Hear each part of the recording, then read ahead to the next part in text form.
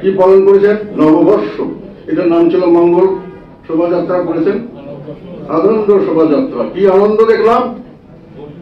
আমার কাছে যখন টেলিভিশনের ছবিটা দেখলাম শুধু বিভৎসতা, কদর্যতা আর ঘৃণার বই প্রকাশ। রক্ত করছে মুখ দিয়ে, এটি আমরা দেখলাম সকালবেলা উঠে।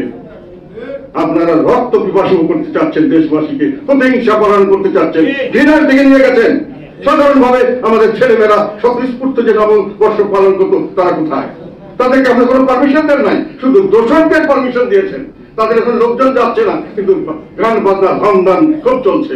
সাধারণ মানুষকে আপনি নববর্ষ পালন করতে দেন নাই।